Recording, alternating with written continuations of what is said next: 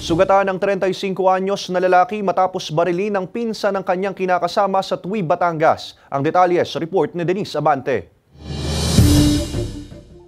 Tama ng bala ng kalibre 45 baril sa kanang hita ang tinamo ng 35 anyos na lalaking residente ng Barangay Malibo, Tuwi, Batangas matapos barilin ng pinsan ng kanyang kinakasama. Sa investigasyon ng pulisya, nagpapahinga lang umano ang biktima sa tinutuloyan nitong bahay pasado alas 9 ng gabi noong Biyernes nang mabulabog umano sa ingay na nagmumula sa kanyang bubungan na tila raw binabato ito. Agad namang lumabas ng bahay ang biktima at nakita ang suspect. Doon nag-start yung pamamarilis sa biktima. We were able to recover empty shell ng caliber 45 doon sa labas ng bahay nitong victim. Parang ito kasing mag-asawa ng victim ay naghiwalay dati. So bilang pinsan, yun yung pinag-awayan nila na nagkaroon pa sila ng insidente, nagsaksakan pa sila pero wala namang na-injured during that incident.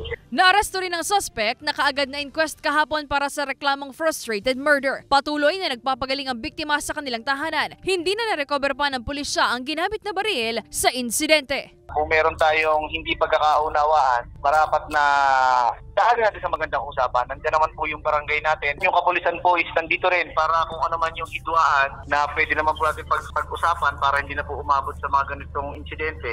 Sinisika pa ng GMA Regional TV Balitang Southern Tagalog na makuha ang pahayag ng suspect at ng biktima. Denise Abante, Balitang Southern Tagalog.